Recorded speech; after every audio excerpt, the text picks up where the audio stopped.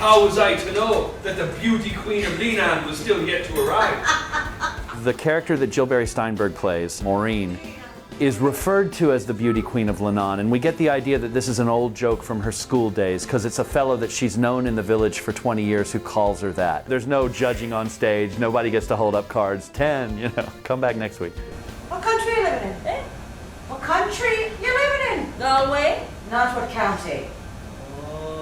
Ireland, you're living in. I think the key to the environment of the play, which is Western Ireland, is that culturally, this is a place where complaint is the coin of the realm. And that's not uniquely Irish. You can find Italian families for whom that's true, Jewish families for whom that's true. It is a dark comedy about a mother and daughter trapped together in circumstances where everyone is fighting as hard as they can. Loud, over-the-top complaint where everybody's trying to have it worse than everybody. Oh, I walked uphill both ways to school, you know. And they're very inventive with how they do it. They've got a great sense of humor. If you were to repopulate this play with very waspy people, it would be incredibly sad and tragic and no one would stay after intermission. But with these characters, it's fun sometimes, shocking sometimes. This is a play where you laugh and then you look around to make sure other people are laughing because you can't quite believe you just laughed at that line.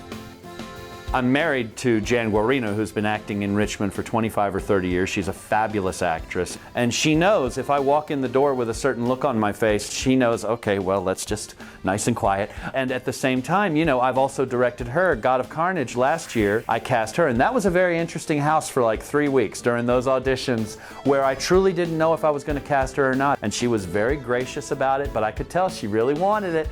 When we're not both working on the show, it's usually really terrific to have someone in the house who gets what you're going through. I think that's a big reason of why we're together, is that we each get the weird world that would not make sense to a civilian.